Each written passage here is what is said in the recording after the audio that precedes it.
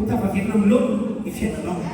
Efa hatramin'ny elabe mihitsy Andriamanitra no nanomana antsika zay mino a Jesosy, zay nanay a Jesosy hoe mba ho tafaverina amin'lohany ny fiainantsika rehetra amin'ny lafin-javatra rehetra, indrindra fa amin'ny lafiny famaino-mateny, fa tsy mety tanteraka mihitsy le izy.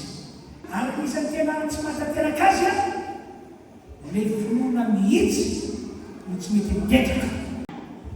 Tsy fakataovany Damaseny no fotraka tonga miosina tonga fatrana teo aminy. Fa raha kontrera zany fiainantsika, makatoa Andriamanitra, makatoa teny, dia fanolotra amin'izany mitranga fitahina ny fiainantsika zanak'olombelona. Ao amin'ny Jakoba 2:7, hoy izy, eteo Andriamanitra, toeriko ny devoly dia mivotra anareo izy. Ianao mila mitsoa manotra ny devoly. Lazaikeo Andriamanitra hoe aoko mpakatolo teny anareo. Dia akoatra amin'ireo zavatra fanambarako reo a, dia solution tsara indrindra nomena Andriamanitra antsika Jesosy Kristy zanany. Mahaizana aiza misy antsika dia manana assurance foana ianao hoe Jesosy dia mitoetra ao anatinao ao.